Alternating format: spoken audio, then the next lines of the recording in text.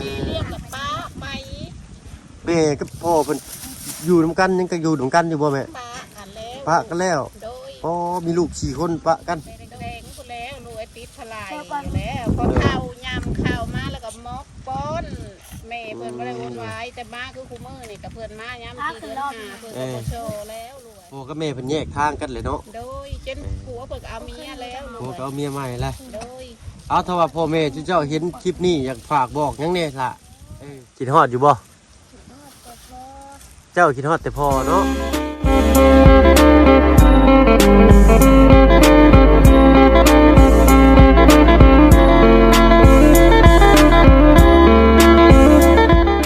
สบายดีเด้อทั้งตุ้แม่โดยสบายดีเจ้าจื้อจำร้านได้อยู่บ่จำบ่ได้เนาะโดยโธ่บ่แดดบ่เอายับเข้าห่มต้นเสาก่อนโอ้เขาบ่แดดก็ได้ลูกเอ้ยล้มโดยใครเด็ดยังมีลมอยู่เนาะโดยขออนุญาตแม่ซื้อแนวใดชื่อปวงแม่ป้วงเนาะทางร้านเคยเข้ามาเทื่อนึงเด้อเนาะที่เข้ามากับพี่นโม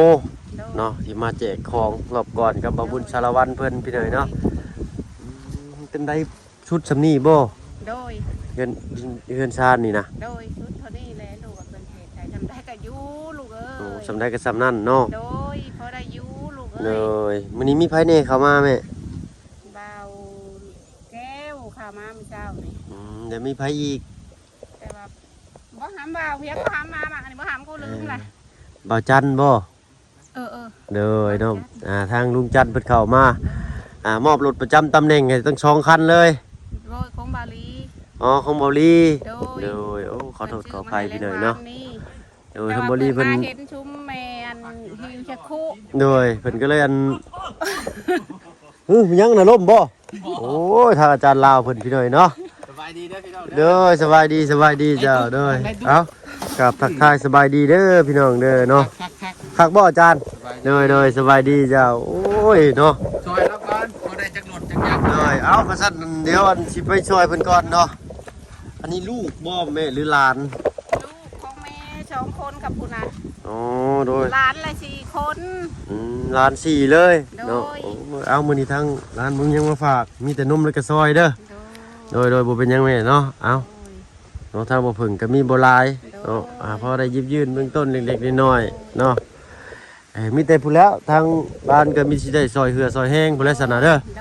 เนาะเงินคำลูกก็บ่มีสิซอยหลายปานนั้นเนาะโอเคเอาไปทำความรู้จักกับน้องๆเพิ่นก่อนพี่หน่อยเนาะโทษอาจารย์ลาวเพิ่นเฮ็ดอาจารย์เฮ็ด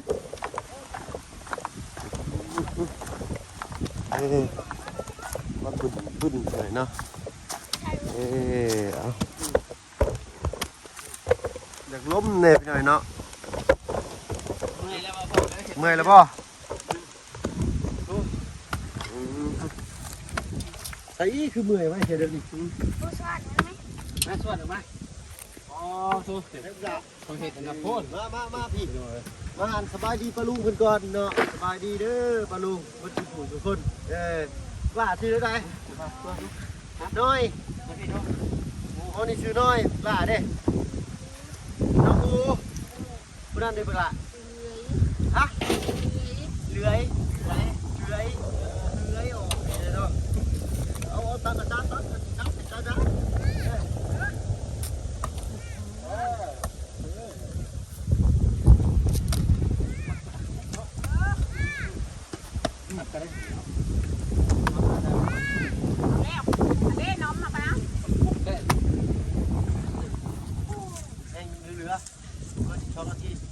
ไล่เฮ้ยอยู่ยืนสะบัดแม่บ่เฮ็ดว่าบ่ลูกได้บ่แม่บ่ใจเฮ็ดเพราะเขาเห็ดแบบข้าวบ่เลยต้องคอยเห็ดไปเรื่อยๆได้จะซับให้มันน้อยหนึ่งวะนี่ตีให้มันน้อยแม่คุดบางอะไรก็งัดขึ้นเป็นก้อนลูกบ่ได้เฮ็ดจะโดนได้พี่หน่อยเนาะถ้าว่าเฮ็ดตลอดนะครับนี่จริงเลยเนาะเมื่อก่อนถ้าว่าเบิ่งเฮ็ดมาเบิดทุกงานพี่หน่อยเนาะนับตั้งแต่ก่อสร้างเอาเฮ็ดน้ำพอเบิ่งก่อนจะย้อนแสงหน่อยนึง เป็นอันนี้มันนั่นน่ะโอ้ไปบ่ละส่วนนี่นี่ ส่วนเพิ่นก็เนาะ ส่วนมันอยากเข้าเลย ว่องพี่เลยเนาะ ส่วนอยากเข้าเลย ส่วนเขียวว่อง เขียวว่อง ทราบงาบอยู่ อืม ดามส่วนมันก็บ่มีอีกเนาะเอาต้นแดงๆหน่อยหนึงเฮ็ดนี่ก็ไปเรื่อยๆอีกได้โอ้ มือแตกเลยสิได้ไปเอา โหเอ๊ะทำไมตรงเลยว่า เห็นยัง พุทธแต่บ่อนเดียวนี่มันก็เป็นโศกเป็นน้องแล้วนี่ เห็นขยามันดูหน่อย อ๋อสิพุทธเป็นน้องเลยบ่ตัวนี้ บ้านเนาะบ่บ่เลยบ่มันลงกับหัวลง โอ้ท้องงายท้องฟังล่างบาดนี่เฮ็ดได้ปะลุงโอ้ยขอโทษขออภัยเรียบร้อยพี่น้อยเนาะปะลุงงายท้องฟังล่างเลยโอ้ยตัวลมแห้งเนี่ยปะลุงเลยเนาะหล่ามาจังบ่มาตั้งเดี๋ยวมา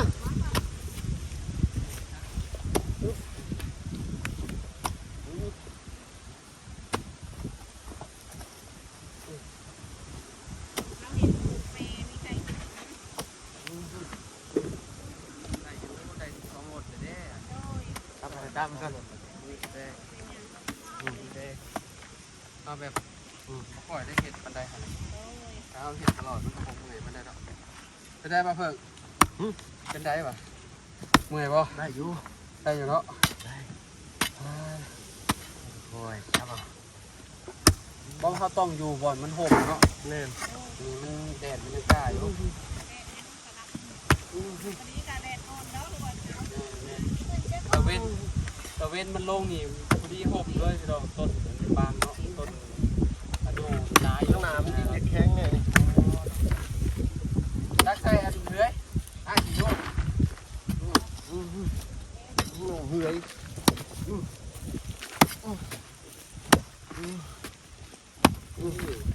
อ๋อทำเป็นตู้ว้าขึ้นพูดเลยเป็นตู้ไหวบ่นะ โอ้โห อ๋อ ต้องขุดดินแบบตุกไปถึงงามดี เกี่ยงหมักโจกเนาะเกี่ยงหมักโจกแต่ว่าบ่ต้องเอาเลิกเกินไปนะ ต้นส่วนแข็งเหยียบจึ๊กเหยียบจึ๊ก มันแรกสิเอ็ดได้ปะนี่เนี่ยมองนี่นะป้าบดอันนั้นเลยบ่ ว่าแล้วก็จกเอาลูกไปเอาลูกกายเอา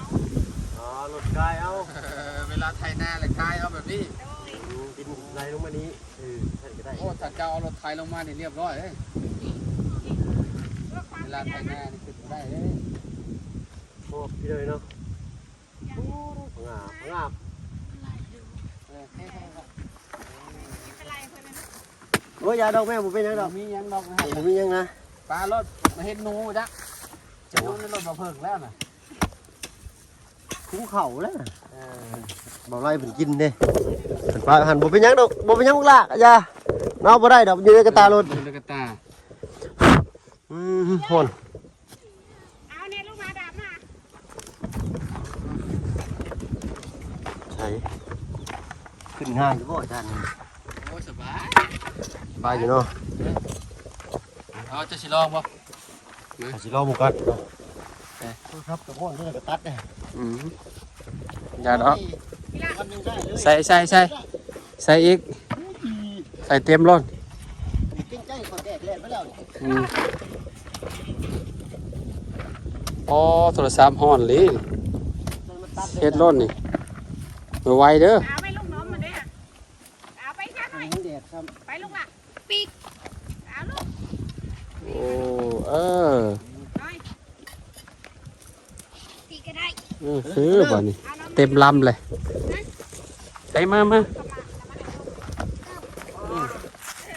อาชีพเก่าก็ได้อาจารย์ ม ไปค้นตะกี้นั่นช่องรถอันนี้ก็500 กีบ โอ้โห พุดน้องชาลังบ้านนั่นลังแค่ได้โจ้นั่น จนแล้วติ แม่นโอ้เต็มหมดง่ายๆเลย โอ้ ไทยเรียนไทยเป็น บ่คะแนนเขามีเห็นรถอันนั้นดันเขาเนาะมาเพิ่งแล้วแล้วรถฟอร์ดเด้ดันเขารถนี่แถวนี้ดันเขาบ่รถนี่พอดีเลยปรับหน้าบ้านเลยเนาะคะแนนมีงบนะแต่ว่า เฮาก็นี่ดันมองนี่นะนี่ แม่นเลย เนาะเผาไปเลยนี่ ในหัวโพดนี่เอามาไทย กับ จึก บ่ได้ ใส่ สูงปานใดหั่นนะไทย แม่น ไทยลงทางนั้น นาชีวิตอยู่โพดนี่ แม่นดันเอา ได้โพดนี่นาชีวิตอยู่ บ่หลายปานใดดอกเขาว่าเนาะ เลยวัน2,000เพิ่นก็สิเฮ็ดให้อยู่ที่นี่เนาะ ได้ประมาณ มันล้านหนึงปะ ประมาณหลักล้านเพิ่น ล้านหนึงกับ1,600เนาะเว้าถึงเรื่องเงินเรื่องคำนี่ทางเฮาก็อยากช่วยเพิ่นนั่นแหละพี่น้อยเนาะเฮาก็บ่มีคือกันเนาะเฮามีแต่เหือแต่แห้งกับจิตใจนี่แหละชัวร์ ซอยเพิ่น ตักขึ้นเมื่อไรตักขึ้นเดี๋ยวสองหนุ่มที่สองหนุ่มคึกขนองได้มื้อนี้ฮะ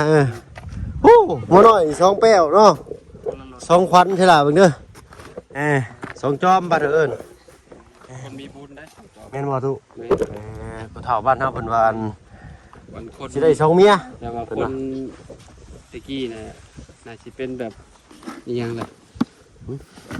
บ่คนเก่าอะนะ อ๋อคนเก่าคนแก่มาเกิดแต่ซั่นซะ จะมีสองคน อ๋อ แล้วก็คนมีบุญแต่ว่า โอ้ท่านอาจารย์ได้บักเกี้ยงเนาะมาฝาก แม่ เพิ่นเนาะ แต่ว่าบางคนเพิ่นก็ว่าสิได้2เมียว่ะ แม่ สอง น จอมคน ทางข่อยก็ได้ ตักเดียวจะเดียวแน่นอน ให้เพิ่นพี่น้อยเนาะ อืม นมกระซอยจะชื่อหยังมาให้เพิ่นชื่อขนมบัดคือว่าอันนั้นใหญ่กินเอาเป็นนมดีกว่าเนาะแนวมีโภชนาการหลายกว่ามีประโยชน์ก่อนโอ้ มีประโย ฮ้อ ช น น์ น่ะ นะ ดิ กินกับมื้อนี่ตัวสูงเลย โอ้ยเอา มีส่วน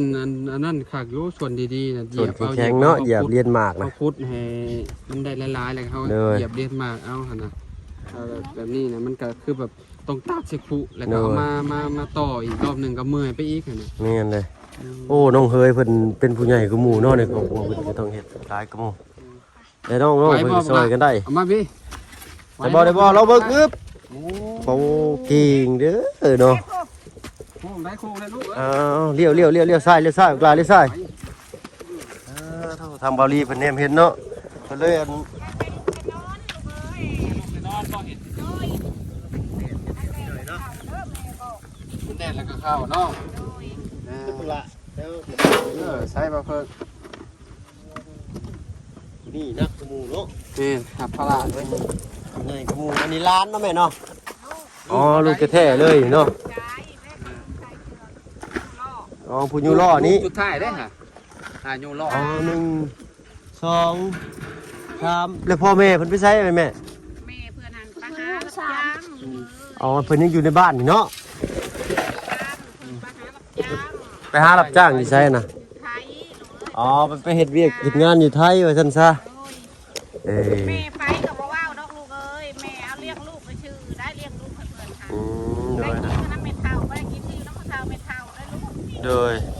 แท็กซี่แหละชีวิตข่อยตอนยังน้อยก็ได้แม่ โดย อยู่กับแม่ใหญ่เนาะแล้วกับน้องคนหนึง โดย อยู่อีกซี่แหละข่อยก็ได้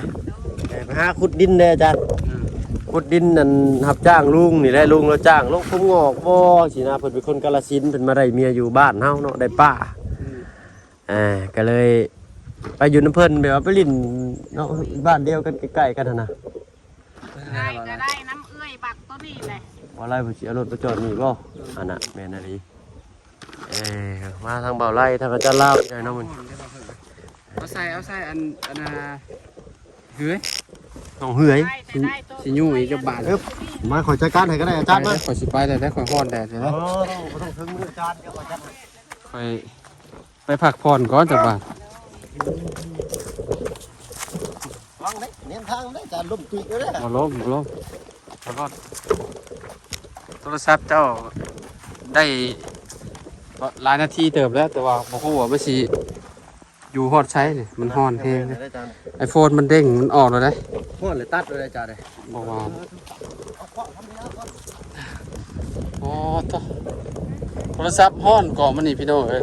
ยันมันแบบมันตัดไปแล้วยันแบบว่ามันบ่ได้จบคลิปนะเพราะว่ามันล้มก็จริงนะ เลยฮ้อนไปไหนเนาะ อ๋อโถ่ไหวแล้วไปเลย ไปเลยบ่อาจารย์ ไหวแล้วโดยเอาพักเข้าห่มก่อนพักเข้าห่มก่อน ไปเลยเด้อเฮ้ยไปแล้วพักผ่อนก่อนโทรศัพท์มันสิระเบิด เนย ไปเด้อ เอาพี่น้องเนาะถ้าเฮากะเซาแดดก่อนจังหน่อยหนึงเนาะ4-5-6 คนอยู่ในความดูแลของ ไม่เท่าว่าซั่นซะโอ้น่าจะต้นสงสารอยู่ได้พี่น้อยเนาะมามื้อนั้นทางพี่นโมเนาะมาแจกข้าวของก็ได้กินข้าวเซลอยู่เนาะน้ำนี่โยกได้บ่น้องเฮ้ยใช้ลองโยกล้างมือเบิ่งดูหลายจักบาทนะ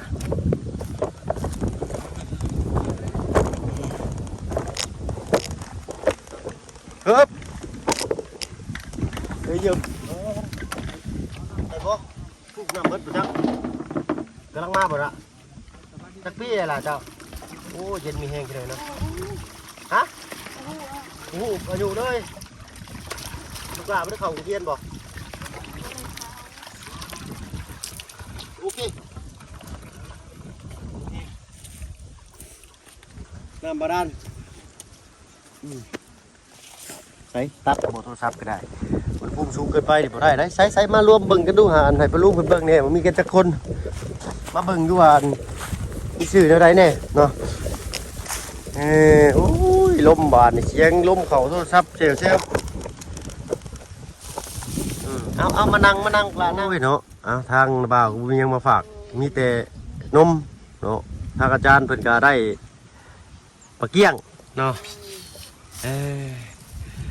ทางไปตู้ชื่อว่าได้ก็ชื่อแม่พวงเนาะผู้นี้ชื่อเฮือยแล้วก็ผู้ใดลองลงมาอีกบาทนี่น้องน้อยโดยผู้นี้เด้หลานคนนี้น้องอูเนาะลูกแท้ๆที่สองคนนี้น้องเฮือยกับน้องน้อยน้องอูนี่เป็นหลานแล้วผู้นี้ได้ซะหลานเบิดเลยนี่เนาะอันผู้นี้กับผู้นั้นเป็นอ้ายน้องก็ได้เนาะหน้าคือกันนี่ลูกไม่เดียวบ่4คนนี่สบายดีลูกล่ะเป็นอยู่ป่ะเนาะเอานั่งสลุสลอยอยู่พี่น้อยเนาะถ้ามีตามเกิดหั่นละก็เรื่องเพิ่นซ่านก็แล้วสุดแล้วแต่บุญวาสนาพี่น้อยเนาะเพิ่นซอยมาซำนี้ก่อนว่าซั่นซะเนาะได้แต่เซากับก่อเนาะแม่อันนี้ก็คือเป็นโชคจังซี่ตั้งคุดบ่หรือแนวใดเป็นโชคก็ได้มาเป็นโชคก็ได้มามีท่ออยู่ได้พี่น้อยเนาะเพิ่นสิสร้างห้องน้ำน้ำติ้นน่ะเนาะ4ท่อพอเอาวัดอะไรได้ไปปลุกได้นอนอยู่หั่นบ่แม่นะพวกช่างอ๋อสร้างบ้านได้เด้เนาะมาเฮ็ดให้นี่สายผ้าอ๋อสร้างยาวโดยดีพี่เลยเนาะมีตัวยังไปเห็นห้องน้ำไม่น้อยเห็นห้องน้ำไม่น้อยนี่แหละพี่น้อยเนาะทะลุกันไปนี่เลยนี่พุดลงพุ่นนะบ้านน้องน้อยเพิ่นเนาะเลยทั้งน้องชมคนเลยโดยเคยมาช่องข้างไปนะยี่นี่นะทางบ่เพิ่งก็ได้อันนี้เล่าเข้าว่าแม่โดยปีหนึ่งได้จักสอบเข้าดิโอ้ยข้าวเช้าก็ชอบลูกเอ้ยเนาะร้านบัดลายซ้ำบัดนี้เนาะเอากะคอยเป็นคอยไปนะแม่เนาะเป็นกำลังใจให้คือเก่าเนาะผู้หญิงว่าแม่นี่ผู้หญิงผู้เดียวผู้หญิงเนาะชมกับนางอีผู้หญิงบ่นี่นางอีใส่ล่ะถอดหมวกด้วยฮะโทรปินข้างมาเบิ่งอยู่เนาะคอยแล้วว่าผู้ชายเรียกเบิ่งทางหน้าไผตัดผมทรงกันกระโปรงให้บอกเพิ่นดูบ่เฮือยผู้เป็นอ้ายนี่ตัดให้โทรตัดกันเองพี่เนยเนาะตอนแรกคิดว่าผู้ชายลูกเพิ่นชาย2หญิง2อ๋อลูกแม่เดียวเนาะเพิ่นไปเฮ็ดเวียกอยู่ไสแม่ฮู้อยู่บ่เพิ่นไปเฮ็ดน้ำยาเนาะเอ้ยไปปลูกยาปลูกมะเขืออ๋อปลูกยาสูบนี่บ่โดยอยู่ฝั่งไทยพี่เนยเนาะเอ้าบักล่ะถ้าว่าพ่อแม่จะได้เบิ่งคลิปของน้าบ่าวนี่อยากฝากบอกยังถึงพ่อถึงแม่อยู่บ่เขาบอกว่าแม่คือว่าซั่นแม่เขาเก็บปากน้ำเด้อแม่โทรมากับลูกเเพิ่นปะไปแต่น้อยพี่แม่เต้นน้อยๆผู้นี้ติดพลายแม่เลี้ยงเอาลูกเอ้ยมาที่ไว้น้ำดินแบบนี้ว่างมินอยู่คันนี้อยู่น้ำแม่หันบ่เป็นเอาลูกบ่เป็นเอาไปลูกเอ้ยลงมาเจ้าพอเท้านี่น้ำห้อนน้ำบ่ช้ำแข็งแข็งขาไปที่ว่ามันจะเป็นยาวตัวนี้แม่เลี้ยงกับป้าไปแม่กับพ่อเพิ่น อยู่นํกันยังก็อยู่นํกันอยู่บ่แม่ ปะกันแล้ว ปะกันแล้ว โดย อ๋อมีลูก4คนปะกัน โดย ลูกพ่อเดียวแม่เดียวบ่ โดย อืม ผู้ ปะ มีหันออกแต่ไผเลยคืนมาหรือว่าคืนมาแล้วก็ปะเลยแม่เลี้ยง อืม แม่เลี้ยงเด่นผู้นี้ยาน้ำกินน้ำแม่เองลูกเอ้ย เลยเอา ใช้ที่เอาเด้ เออเอา ผู้นี้หันไปแดงๆผู้แล้วลูกไอ้ติดทลายแล้วพอเข้ายำเข้ามาแล้วก็มอกป้อนแม่เพิ่นบ่ได้วนไว้แต่มาคือคู่มือนี่กับเพิ่นมายำที่เดือน5เพิ่นก็บ่โชว์แล้วลูก พ่อกับแม่เพิ่นแยกทางกันเลยเนาะ โดยจนผัวเพิ่นเอาเมียแล้วลู พ่อก ก็เอาเมียใหม่ละ โดย เอาถ้าว่าพ่อแม่เจ้าเห็นคลิปนี้อยากฝากบอกหยังแน่ล่ะเนาะอยากบอกหยังบ่ถึงพ่อถึงแม่หั่นนะเนาะเอาเว้ารถเด้อเพิ่นนั่งเบิ่งอยู่เด้ซะอยากเว้าได้กับแม่กับพ่อบ่บอกล่ะอยากเว้าเด้อใดคิดฮอดเด้อบ่หรือเด้อใดคิดฮอดอยู่บ่เจ้าคิดฮอดแต่พ่อเนาะแม่ได้ล่ะเจ้าบ่คิดฮอดบ่ซะผู้นี้หน้าเพิ่นนี่คือสิเป็นพระเป็นหยังได้เนาะคือสิไปบวชไปหยังบอกล่ะหน้าเพิ่นเนาะตาเราก็สิตก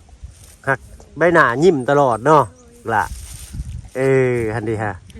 หั่นน่ะเห็นบ่แววตาเราเศร้าพี่เด้อเนาะดวงตาเราแต่ว่าเรายิ้มมันยิ้มงามได้ แบบพอ เลย พอเพิ่นก็แนวนี้ คิดฮอดแต่พ่อบอกล่ะผู้ยิ่งบ่เป็นลูกกกเพิ่น ลงมา น้องอูนี่เนาะ โดยเดินได้ปีละลูก ปีละลูกโอ้ยเนาะโปรดโพเอาสู้ๆเด้อพวกหล่าเด้ออีหล่าให้ใส่จากฝากบอกยังถึงกินฮอดพ่อหรือกินฮอดแม่อีหล่านี่ บอกเพิ่นดูลูก กินฮอดผู้ใดแม่บ่หรือพ่อ บอกลูก บ่กินฮอด เขาบ่จักว่าพอว่าแม่ อื แล้ว มเพิ่นพ่อเพิ่นก็มายามอยู่บ่แม่โทรมาอยู่บ่เอากันเลย ให้ เนาะ ลูกพ่อก็บ่ได้วุ่นวายบ่ให้ลูกหลานวุ่นวาย เขาก็เลี้ยงตามมีตามเกิดนั่นแหละเนาะ โอ้ย เอากระสั้นกระทั้งระบาดสิไปก่อนเด้อสละเด้อเนาะสู้ๆลาได้ซะกินฮอดพ่อหรือกินฮอดแม่บ่เนาะ จักว่าพอจัก เนาะบ่ฮู้คนหน้าพ่อซั่นบ่จักกัน นั่งแม่เฒ่าเอามาเลี้ยง ถ้าก็เฮียนนั่ง โดย แต่แม่เพิ่นก็โทรมาอยู่บ่ แม่ แม่ เพิ่นโทรมาเขาก็บ่ปากด้วย อืม ปากเขาก็บ่โชว์น้ำแม่แล้วลูกกับแม่เฒ่าพี่เป็นแม่ เลยคือกันกับอันลูกนี่แหละเนาะมื้อก่อนก็อยู่กับแม่ใหญ่พ่อกับแม่ปะไปแต่3ปีบ่หรือ5ปีนี่แหละเนาะไปอยู่บ้านลำพันธ์เนาะพ่อกับแม่มาจากกรุงเทพนั่นแล่นลงไปหับพ่อกับแม่นั่นจนแล่นเลยพ่อกับแม่บ่จื้อเนาะก็ย้อนว่ายากทุกข์ยากลำบากนี่ก็เฮือนนี่แหละเนาะเพิ่นก็เลยไปจำเป็นหั่นนะแล้วก็ผู้เป็นน้องก็หาก็ได้ปีหนึ่งบ่เนาะเพิ่นจะปะไปอีกอันนั้นก็ได้ทางเบาผึ่งเป็นคนเลี้ยงน้องพี่น้อยเนาะเบิ่งซำเบิ่งได้และเด็กน้อยพี่ก็ได้เอาเว้ากันหลายยายกันห่างถ้าเบาผึ่งก็สิขอตัวลำลาก่อนเด้อแม่เด้อเนาะพออันคลิปหน้าเด้อเนาะเอาไปสบายดีบักล่ะโดยเนาะเอาสู้ๆเด้อเนาะว่ามาบัดหน้าซื้อขนมมาฝากเด้อเป็นเด้อซื้อนมมาฝากเขาบ่ครบพอดีครบเลยเนาะได้แต่ร้าน เอาปันกันกินไปหน่อยเนาะเอามาโค้งมาเกี่ยงไปหันละตามนี้ตามเกิดไปหน่อยเนาะเพิ่นก็อยู่กับสองตายายและก็หลานและก็ลูกเนาะเพิ่นก็เฮ็ดให้ชนะก็เฮ็ดซ้ำเฮ็ดได้แล้วเดี๋ยวเบิ่งก็คือสิแข็งสำหน้าเพิ่นก็ได้เนาะเอาก่อนอื่นเนาะไปแหละซะนะพี่หน่อยเนาะถ้ามาเพิ่งก็ขอตัวลำลาก่อนพี่หน่อยเนาะอยู่ดีมีแห้งเบิดสุขคนที่เขามาหาชมช่อง YouTube บ่เพิ่งเวลาคือเก่าไปแล้วพี่น้องสบายดีจ้าไปพบพรคลิปหน้าว่าสิพาไปเบิ่งเฮ็ดได้อีกพี่หน่อยเนาะ